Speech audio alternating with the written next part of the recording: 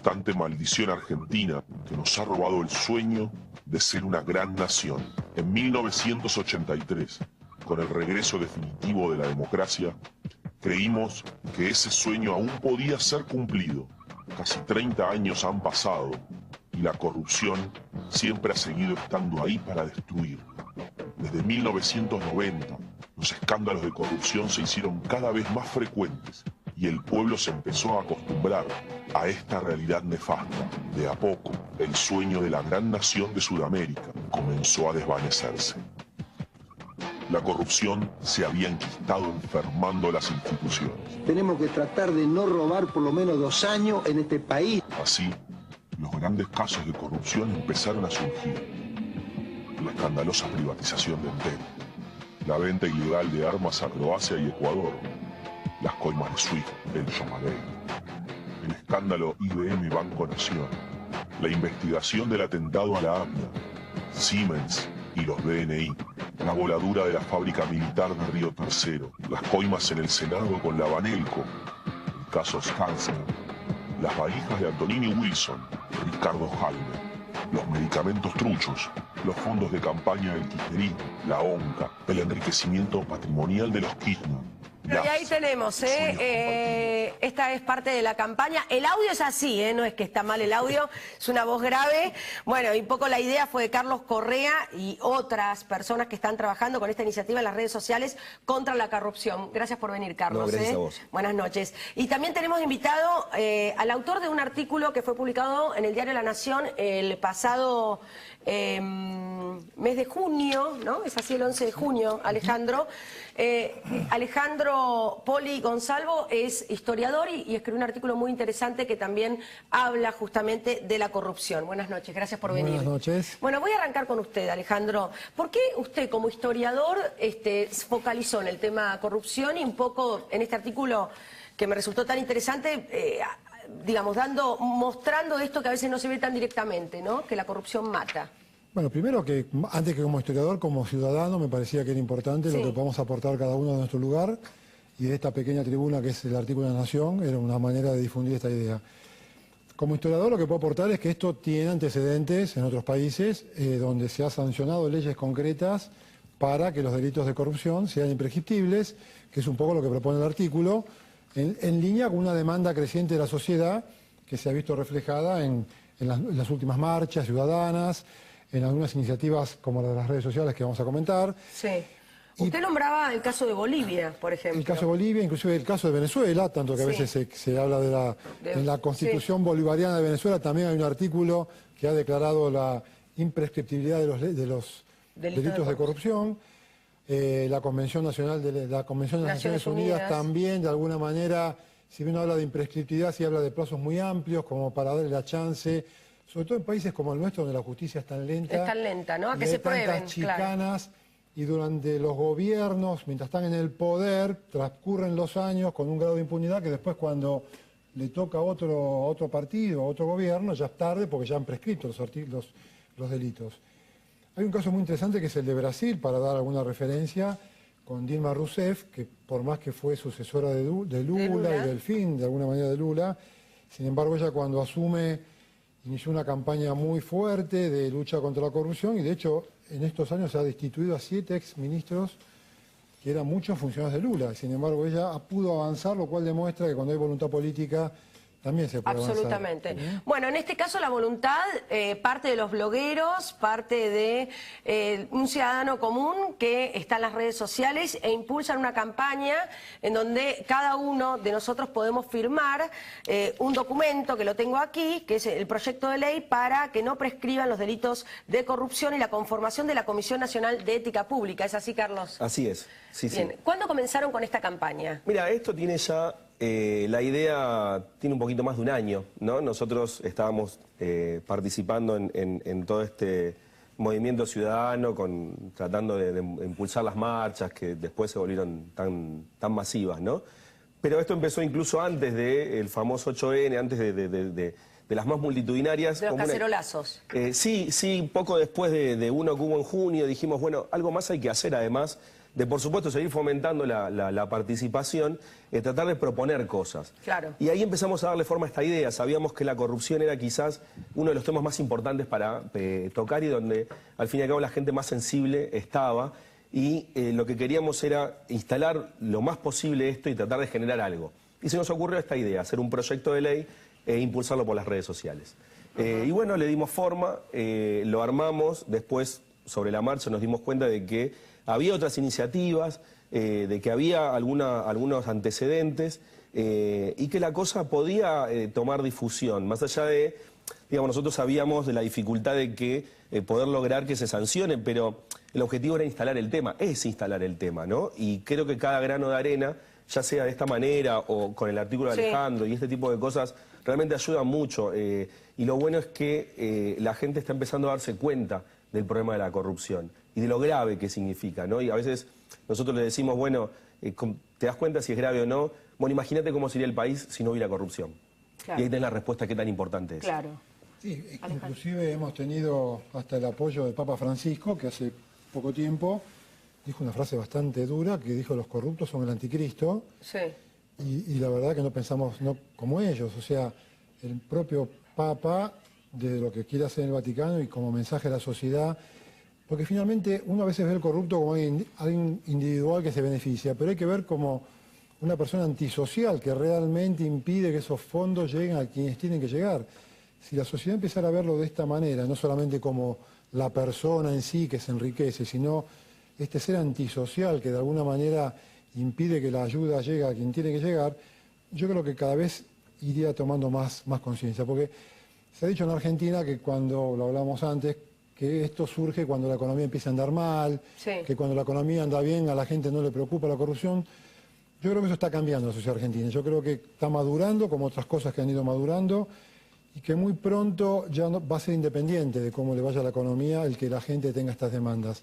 Sí. Este fin de semana hubo unas marchas en Perú por el único tema de la corrupción, como las que hubo en Brasil también. De todos modos, me parece que nosotros los argentinos somos muy particulares y contradictorios también, porque está bastante instalada la idea del éxito con la ostentación o los bienes materiales, y muchas veces se ve a las claras cómo de pronto un funcionario público tiene esos bienes materiales, y en general, o no, o cualquier ciudadano, y uno no lo ve como, bueno, ¿y de dónde habrá sacado la plata? ¿Y cómo puede llegar a tener estos autos de alta gama?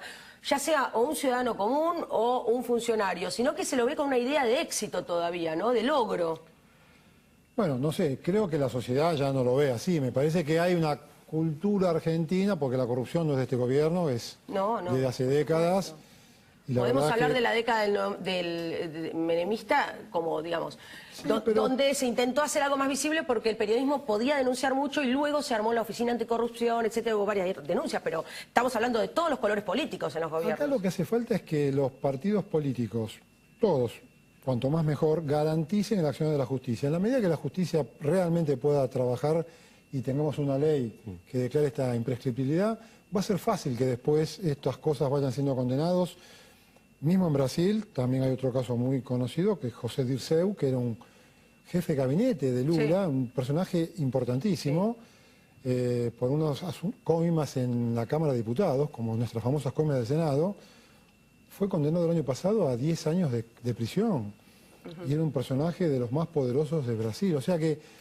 Bueno, yendo a principios del 90, Color de Melo mismo. Por supuesto. Fíjense ustedes las distancias, ¿no?, que tenemos nosotros, porque, bueno, la tenemos a María Julia, pero no es que ahora todo, digamos... Pero es una rareza, María Julia es como un caso raro. Es porque no era parte del Partido Peronista, como todo el mundo dice, y fue un poco el chivo expiatorio. Bueno, por ella surge en este juicio oral y público lo de los sobresueldos, que es una causa paralela. Sí, claro.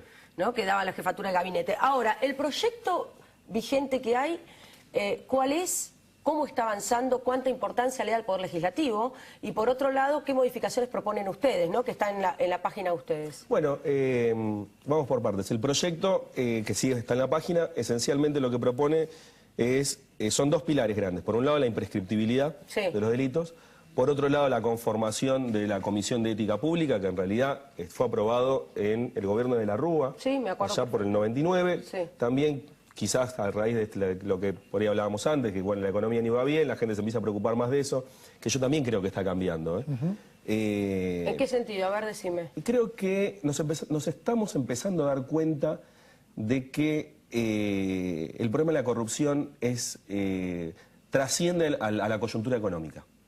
Entonces creo que aunque en el futuro, aunque ya no nos vaya tan mal o no estemos en un momento más de crisis, igual nos empieza a importar. La corrupción nos quita, ¿no? Nos quita vida, sí, eso. Tal cual, lo empezamos a ver porque, muy desgraciadamente, me parece que en este tiempo nos dimos cuenta que no solamente perdemos cosas, sino que hay gente que se muere por esto. Claro. Y eso es algo que me parece que estamos tomando conciencia ahora. Entonces creo que dolorosamente es un avance social el poder darnos cuenta. Digo dolorosamente porque tenemos que pasar por cosas horribles. Tragedia de 11. Para podernos dar cuenta de eso, ¿no? Bueno, ese es el método de la democracia. La democracia es más lenta, pero es más sólida a largo plazo. O sea, los aprendizajes de las sociedades, nuestra democracia, por más que ya tiene 30 años, igual sigue siendo joven, y hay muchos valores que se están incorporando a la sociedad como el mismo valor democrático. Recordemos lo que nos costó a los argentinos, que todos creamos en la democracia y que pese a todos los problemas nadie dude de la democracia. No, sí, Esto es un valor incorporado definitivamente. Sí. Y la libertad de prensa, bueno, a eso me refería. Yo creo que independiente. Claro, yo creo que el tema de la ética y la honestidad no es todavía un valor incorporado. Incluso, hace poquito, el fin de semana pasado tuvimos las elecciones, no este que pasó, la anterior. El roba pero hacen, la sensación que uno tiene es que sigue estando. Nadie lo va a decir porque se sabe que no está bien. Pero bueno, el roba pero hacen, tal vez por una cuestión de mentalidad conservadora del argentino promedio, sigue estando, ¿no? No quiero ni siquiera calificar ni mencionar a nadie en particular. Bueno, es cierto, digamos, eso siempre fue parte de la idiosincrasia. Yo creo que también tiene que ver con cierta todavía sensación de falta de opciones. Claro. ¿No? Como no tengo la opción que quisiera, digo, bueno, voto al menos malo, al que, bueno, por ahí sí roba, pero bueno, hace. Creo que todavía está un poco eso, y me parece que el paso evolutivo en esta democracia es que empiecen a surgir nuevas opciones, ¿no? Eso puede ser, que no haya una alternativa confiable, y de hecho cuando se muestran los que denuncian la corrupción, como pasó con la gente de UNEN, bueno, de hecho salieron victoriosos en Capital, ¿no? Bueno, hay políticos que han realmente... Y gobernadores han sido muy castigados en sus provincias también. Sí, y hay políticos que han crecido mucho con eso. Cuando se han puesto el tema de la corrupción al hombro y salido a denunciar y a hacer cosas, la gente lo ve con buenos ojos. Digo, creo que son señales, ¿no? Sí. Bueno, señales que igualmente sería bueno que pudieran avanzar con más celeridad, ¿no? En este programa han estado, por ejemplo, quienes han juntado firmas para la ley de celíacos, que ya es ley, para la obesidad mórbida, que ya es ley también. Hemos convocado a los que luchaban juntando firmas para fertilización asistida. Los hipoacúsicos que están en change.org también, que se están contactando con nosotros para una ley, para que esté la traducción permanente, que sea ley. Me comprometo ahora a que también vamos a tratar ese tema. Pero no veo que haya tanto ruido como a uno le gustaría para que el Congreso tome este tema como un tema... El Congreso es muy reacio a tomar este tema. Nosotros hemos visto, bueno, presentamos esto, además de nosotros, cientos de personas que nos han escrito, sí, ya firmé, le hice firmar a mis familiares, le hice firmar a mis amigos, y realmente lo mandan al Congreso. Pero vamos, si tampoco están tratando iniciativas similares presentadas por legisladores, es porque hay una reticencia, ¿no? Menos la van a presentar, menos la van a tratar por un ciudadano. Por eso creemos en que toda la difusión, toda la presión, digamos, instalar el tema, ¿no? Lo que nos quisiéramos es que se trate. No, y aparte hay un problema que hay que reconocer en el grupo político, en la casta política, que es quien tira la primera piedra. O sea, realmente tendrían que ser los que realmente, que los hay, que no han tenido nada que ver con la corrupción.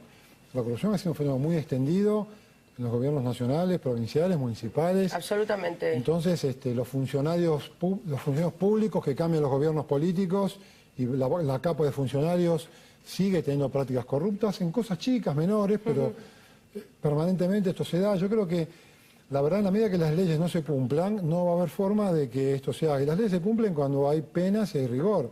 O sea, uno va despacio cuando tiene una cámara que lo firme y le mandan una multa a la casa. Claro. Mientras la cámara no está y la multa no llega, la verdad es que nadie cumple. Claro. Y yo creo que hay que hacer ese tipo de cosas. Creo que es sancionar leyes y después cumplirlas. Absolutamente, porque muchas de las leyes ya están, inclusive, y tampoco se cumplen, incluso cuando la pena es baja. Una última pregunta, Carlos, antes de despedirnos. ¿Cómo ¿Qué le decís a quienes, por ejemplo, ahora te están mirando y dicen, seguramente es militante del PRO, o es militante de Narváez, o es militante de no sé qué? No sé si sos militante de algún partido político. No, esto es absolutamente apartidario, nació apartidario, no está destinado ni siquiera a ir en contra de ningún partido o de ninguna facción política. Lo de este gobierno es coyuntural, estamos hablando de la corrupción como una cuestión endémica de la Argentina. Esto es a favor de todos. Sí. Esto trasciende una coyuntura partidaria. Así que quien tenga dudas de que si hay algo atrás, bueno, basta ver las motivaciones, qué es lo que se busca para ver que no puede haber nadie que pueda estar libre de esto. Bien. Que nos afecta a todos. Bueno, en nuestro sitio de Facebook y también en nuestra página web www.serajusticia.net van a tener la convocatoria, cuál es el escrito que se tiene que firmar, es simplemente acompañando con una firma para un proyecto de ley que sería muy importante que se tome durante este año, se tome en cuenta por lo menos en alguna comisión en el Congreso. Gracias a ambos por haber venido. Muchas gracias a vos. Nos volvemos a ver el próximo martes aquí en Será Justicia. Chao.